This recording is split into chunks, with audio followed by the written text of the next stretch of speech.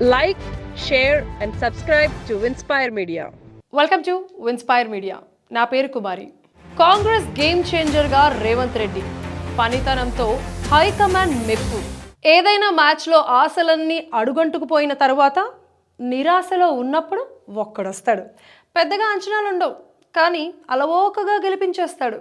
అలాంటి మలుపు తిప్పే గేమ్ చేంజర్ కావాలని అన్ని జట్లు కోరుకుంటాయి. అది ఆటలో అయినా రాజకీయంలో అయినా. చాలా కాలం తర్వాత కాంగ్రెస్ అలాంటి గేమ్ చేంజర్ రేవంత్ రెడ్డి రూపంలో కనిపించారు. ఆయన కూడా మాటలతో కాకుండా చేతలతో తన పనితనాన్ని చూపిస్తూ రాబోయే రోజుల్లో కాంగ్రెస్లో తాను కీ రోల్ పోషిస్తానని చెప్పకనే చెబుతున్నారు. టీ కాంగ్రెస్లో పవర్ఫుల్ లీడర్.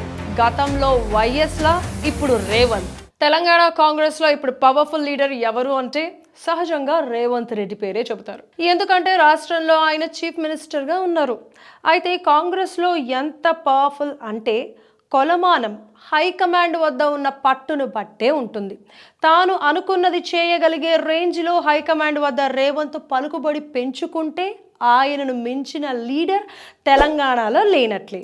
ఇప్పుడు జరుగుతున్న పరిణామాలు చూస్తే రేవంత్ ఆ రేంజ్కు వచ్చినట్లే అనుకోవచ్చు. ఒకప్పుడు వైఎస్ రాజశేఖర్ రెడ్డిపై హైకమాండ్ ఇంతలా నమ్మకం పెట్టుకునేది. ఇప్పుడు ఆ స్థాయిలో రేవంత్ రెడ్డి హైకమాండ్ వద్ద పవర్ఫుల్గా మారారు. గ్యారంటీ ఫలితాలు చూపించే పనితీరు, లోక్సభ ఎన్నికలను ఒంటి చేత్తో నడిపిస్తున్న వయనం, ప్రతిపక్షాల వ్యతిరేక ప్రచారానికి సరైన విరుగుడు, విపక్షాలను ఆత్మరక్షణలో పడేయడంలో నెంబర్ 1 ప్లాన్లు, 14 స్థానాల్లో గెలుపు టార్గెట్. రేవంత్ రెడ్డి హైకమాండ్ వద్ద ఇంత నమ్మకం పెంచుకోవడానికి కారణం ఫలితాలు చూపించే పనితీరే. గ్యారంటీల అమలు సంక్లిష్టతతో కూడుకున్నప్పటికీ అమలు చేయడం ప్రారంభించారు. ప్రభుత్వ పనితీరుపై విపక్షాలు ఎంత వ్యతిరేక ప్రచారం చేస్తున్నప్పటికీ ప్రజలు మాత్రం ప్రభావితం కావడం లేదు.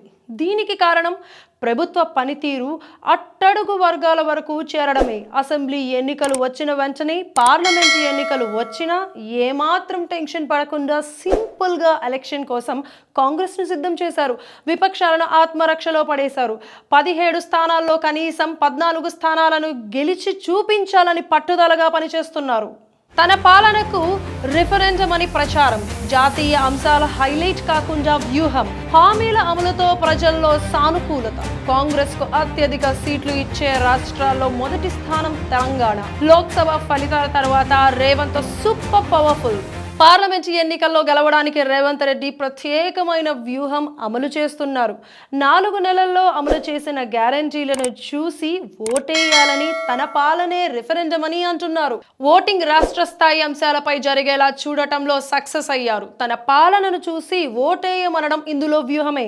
కాంగ్రెస్ పార్టీకి ఎక్కువ సీట్లు ఇచ్చే రాష్ట్రం తెలంగాణనే అవుతుందన్న అంచనాలు ఉన్నాయి. గత ఎన్నికల్లో కేరళలో 19 సీట్లు గెలిచింది, కానీ ఇప్పుడు అలాంటి పరిస్థితి లేదు.